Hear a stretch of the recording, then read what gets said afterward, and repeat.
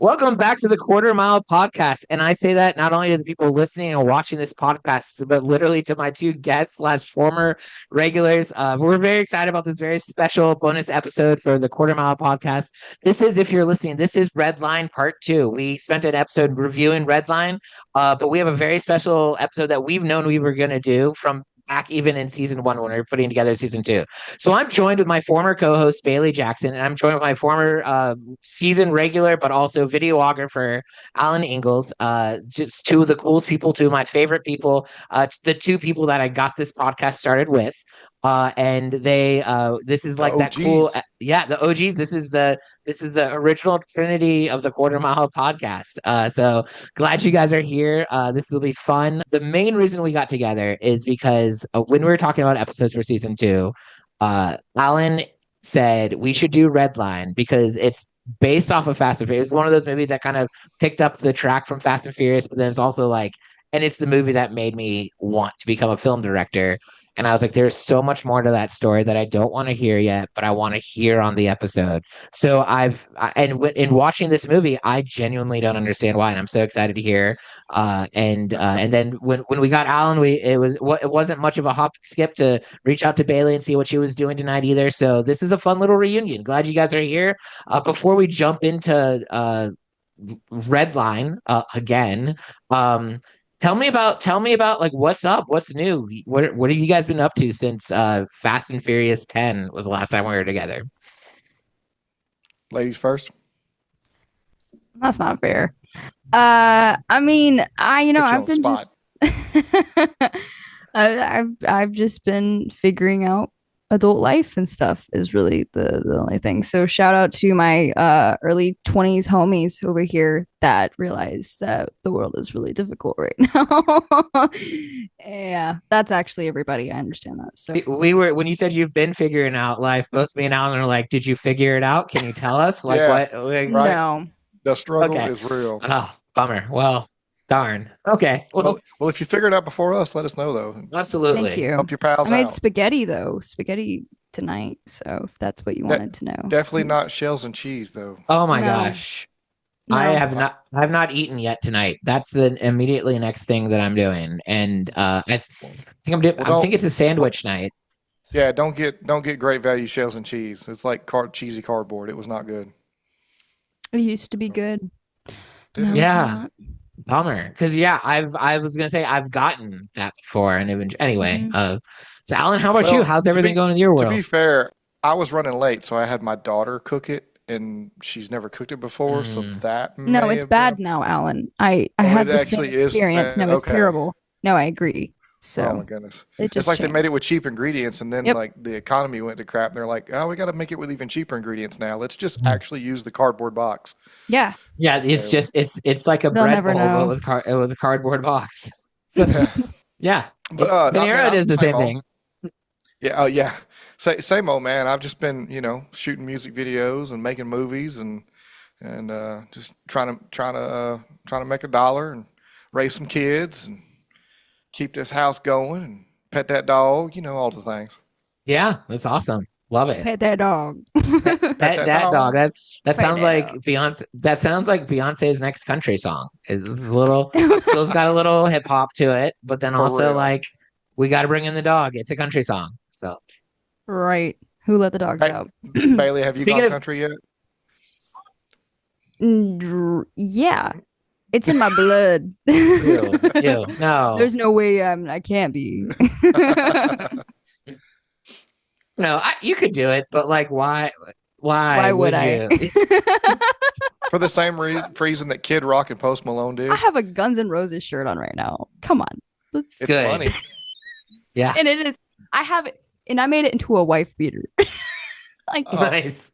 Maybe that the is only way you could possibly. Yeah, that's probably a little redneck. Yeah, that adds to the Guns N' Roses effect. It has to be a wife beater. It has to be. You're right. Yeah.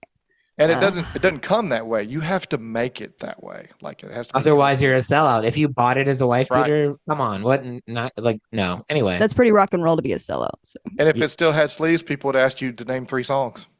Yeah. But Bailey would crush it. She's like, how about 3 albums and every song in order on the album? Right. Appetite of wouldn't. destruction, here I go. So, I just think this sounds nice. oh, do you not actually listen to Guns N' Roses? Oh, I do. I definitely do. Oh, okay, cool. I was gonna lose all respect for you, but I'm glad we don't have to cross that I bridge. can't be put on the spot like that. I'm not that human. So That's fair. I feel Speaking that. on the spot, let's talk about the Redline. movie Redline. Yeah.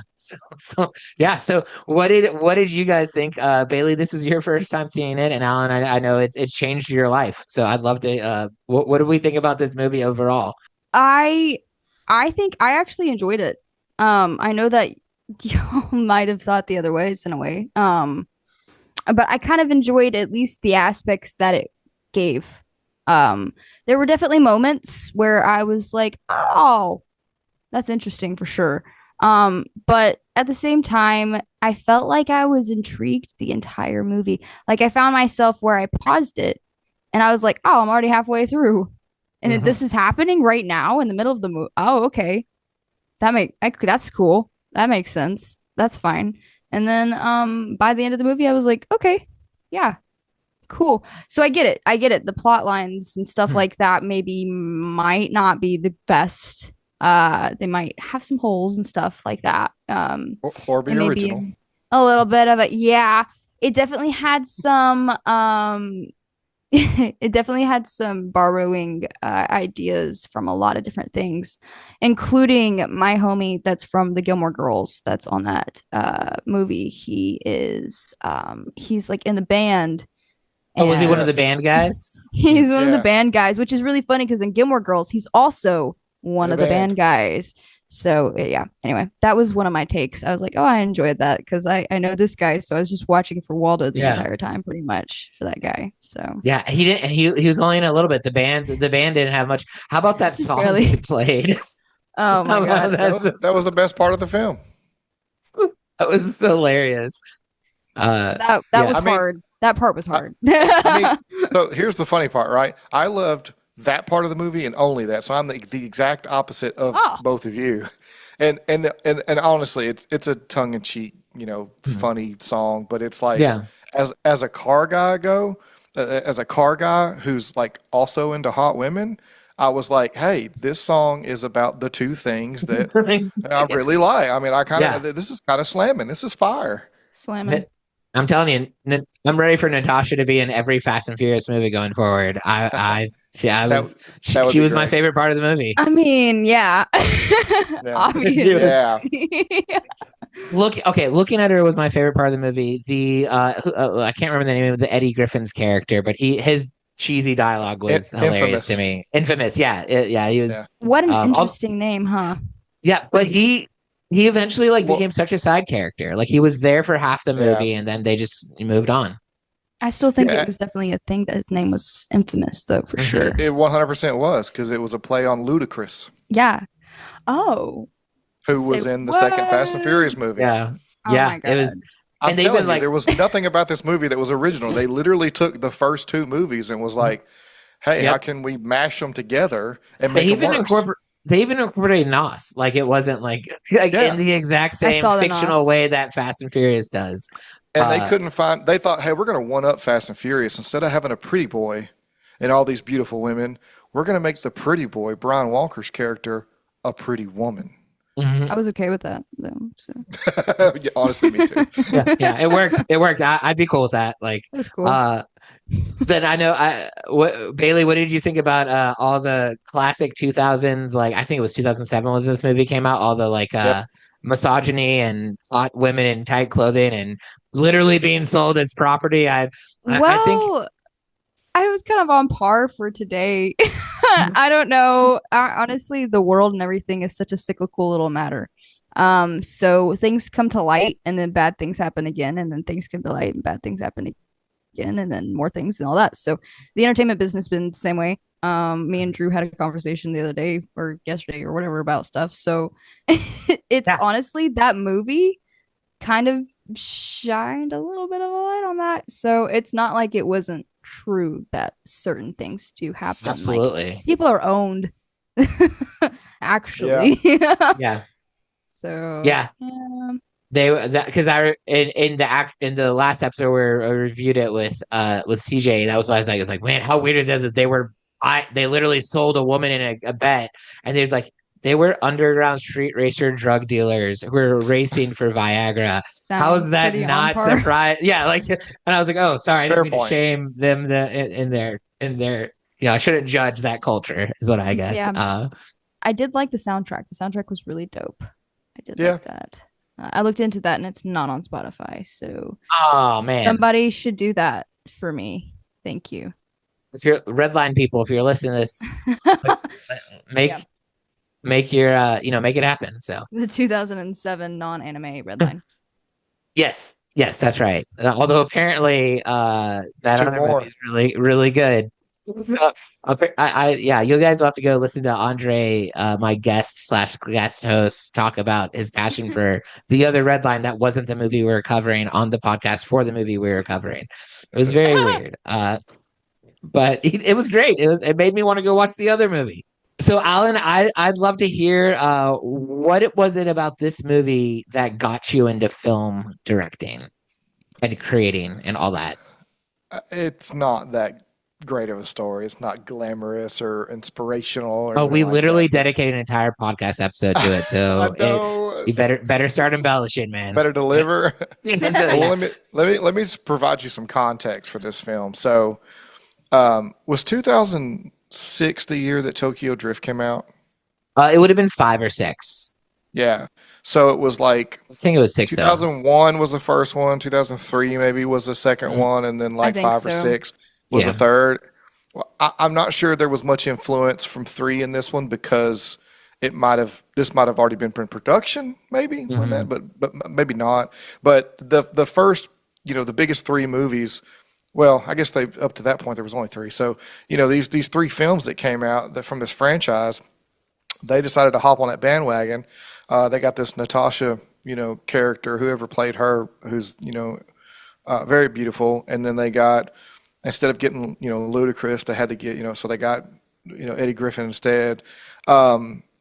And Michael, that character, so he actually played a very somewhat similar character because all the characters in Saw are kind of like Michael in Saw 3, which came out like a year or two before this. I was a fan of the Saw franchise and saw that he was in it and then saw that Eddie Griffin was in it. I was like, oh, that dude's funny. And, I'm like, this is a car movie. And I was like, okay. So I don't know if I rented it. I'm pretty sure I just like, maybe I just ripped the DVD from a friend or I don't know how. Maybe it was the days of Napster and I downloaded it. Who knows? But anyway, Napster or LimeWire, get it that way. yeah, exactly. I'm in. So at this point in my life, my wife and I had gotten together, and we had one child, and we were living out of a single bedroom in her grandparents' house. All three of us, me, her, and the baby. And I think I was working at Walmart or something, working kind of, or maybe like Joe Muggs. Remember that? It was like the cafe in Books a Million, like slinging coffee or whatever. So, Mhm. like, didn't have my life together. Had a kid I was responsible for, and I was like, oh, I gotta get my stuff together and be responsible and be a husband and a father. And so, wasn't prepared for that though. So, kind of got that going a little later after the kid was born. I was like, oh, I need to get it together now. Once he was here, that just changes your perspective as a human. You're just like, oh, okay, nothing else matters now but providing for these people. And so I was like, okay, what am I going to do? What am I good at? Because I can't just keep slinging espresso or stocking shelves at Walmart or at the time I had an IT degree, but I was kind of burnt out on it. I wasn't really interested in doing that as a career. And I could always kind of tell it wasn't really what I was passionate about. And so in some ways I maybe self-sabotaged my career because of that. Maybe I didn't do it on purpose, but I didn't. I had a lot of great opportunities that I squandered because it just wasn't really into it. The only reason I liked computers or new computers was because I used them to be creative, and you kind of had to figure out how to fix your dad's computer that you were messing around to make logos with before he got home and had to do his QuickBooks for his business, so you'd be in real trouble. So I got good at working on computers just out of sheer necessity, not necessarily out of interest. But I have always been curious about technology and camera gear from like what I can do with it standpoint. And I used my grandmother's VHS camera when I was a kid to make like little home movies, and I bought a digital camera, like the 1 megapixel digital camera from Hewlett Packard or Dell that you could get as a bonus with your computer when you bought it back in the day. And I took all kinds of pictures of flowers and cats with that thing. You know, nothing to write home about, but I definitely had an eye and an interest and a bug for doing things creative visually, from logo designs to photography and in video. And when this film came out, we had just had our child, and my wife's dad, my father-in-law, probably gave us one of the coolest baby shower gifts that you could give someone at that time before cell phones were good at recording video and photos. And he gave us a DVD home video camera to be able to record our son's first moments and stuff and preserve those home videos. And growing up with a grandmother who, you know, did that for me when I was a kid and always had the thing on her shoulder. It was massive, you know, and she'd hit record and then say Thanksgiving 1993 and start recording and narrate the whole thing. You know how it goes. I started doing that, but I also started kind of tinkering with it and like making little videos with my highly creative and ambitious brother-in-law. Little skits, comedy videos, whatever, just being goofing off. And at this time, I know I need to do something different. I need to do something that I'm passionate about, because if you do, they say you don't work a day in your life if you do, you know, what you really love. Well, I must not love this very much because I'm working a bunch, but I digress. I just needed an escape from everything. I just needed to like sit on the couch, veg out one night after the baby had gone to bed, wife gone to bed. I was, you know, tired from working. I'm going to veg out and watch a movie. And I heard about this movie. So I pulled it up, started watching it. And in my opinion, like I said earlier, it was kind of I was like, this is crap. But I watched the whole thing because I was curious where this roller coaster was going, the chaotic roller coaster. And when it got to the end, I was like, all right, that was pretty cliche and predictable and kind of a amalgamation of all the action movies that come out before it and whatever. But I'm sitting there watching the credits scroll, and I'm like, that didn't really do its job of getting me out of the funk. I was like, this was a crappy movie. This didn't work. But I'm watching, just sitting there slumped on the couch watching the credits roll, and I thought to myself, hey, wait a minute.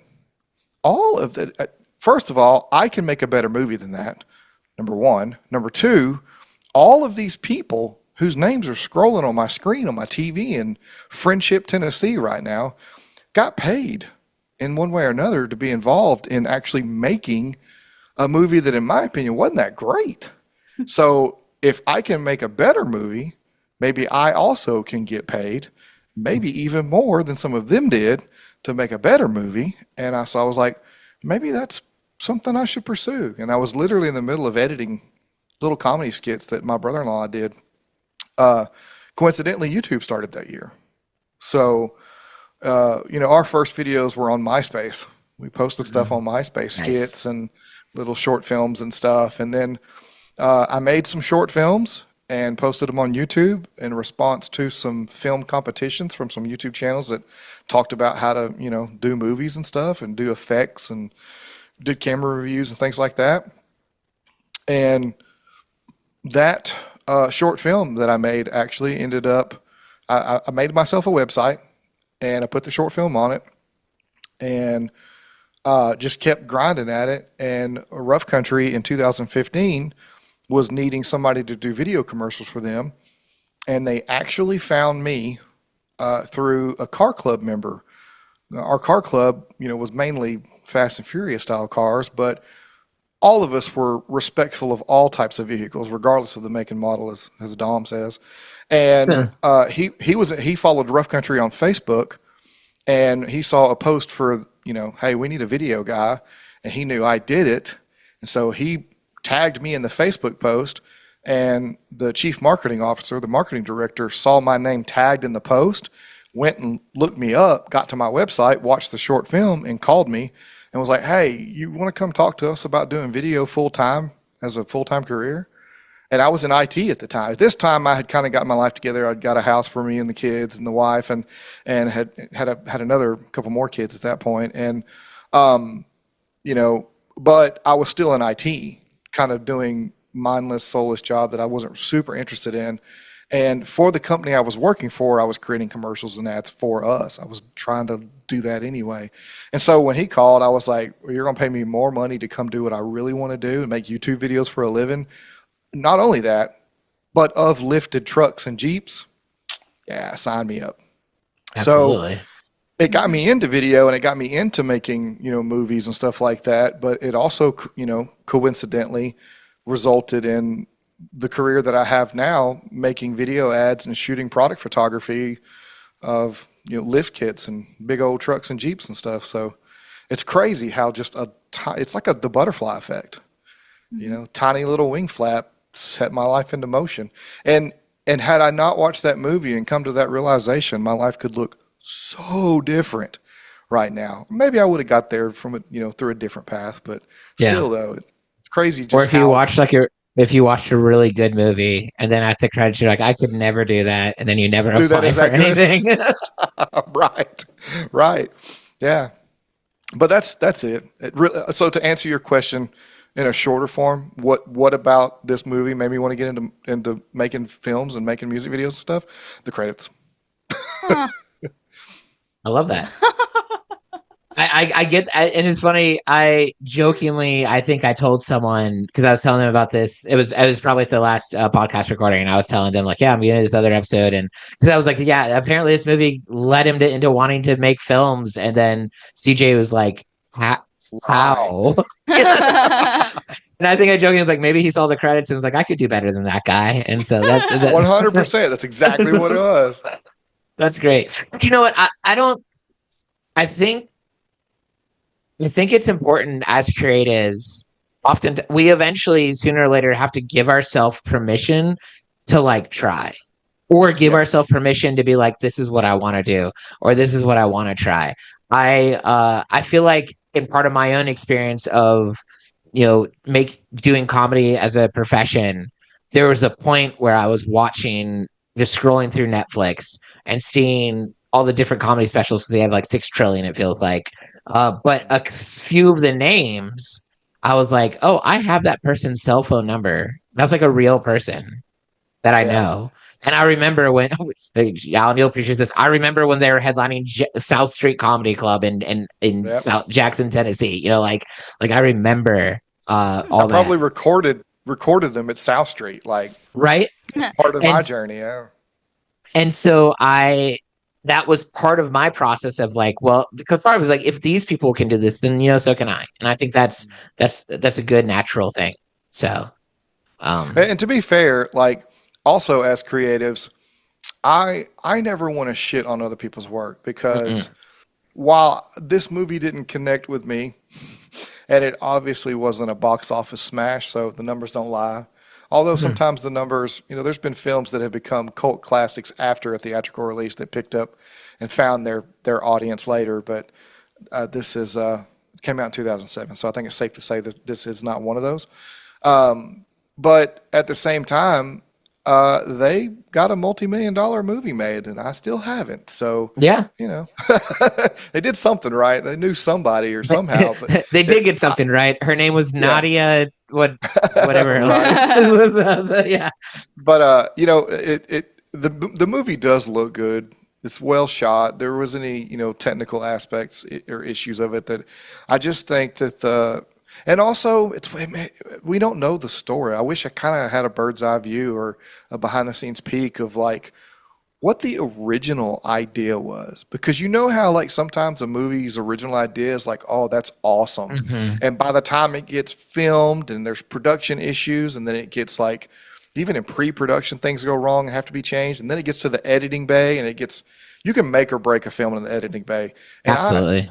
I wish I had access to the actual entire footage, because there have been times where I've watched a movie and gone, man, if I had access to every take and I sat down for, it might be by myself, it might take a whole year, but I feel like I could cut a better movie together, a director's cut or an editor's cut or something, because there's something there. And I just wonder if some things, for whatever reason, had to be left on the editing cutting floor, and it took away or ruined a piece of the movie that kind of puts a paints a bad light across the whole film or something like that. So I respect everyone that worked on that film, the actors, the director, everybody. And again, I haven't made a feature film, so who am Yeah. I to talk about how good or bad someone's movie is.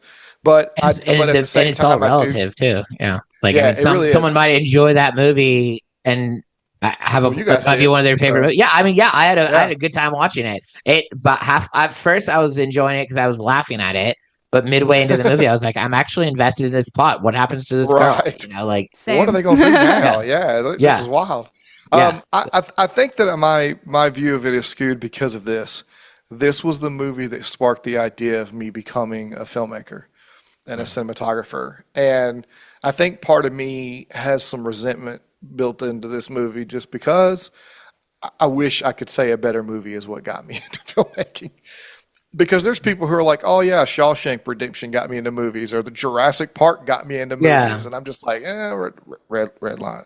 I wish like the people that I love made that. the movie heard that story though, because like they might be Oh thinking this was yeah, a really crappy movie, or maybe like maybe they yeah. made way better since then, and they look back and like, oh, that was a, whatever. But But then if they maybe knew I that, should. Yeah, maybe I should own this. Like, if I ever yeah, do make a feature film and like I'm being interviewed on, Do it.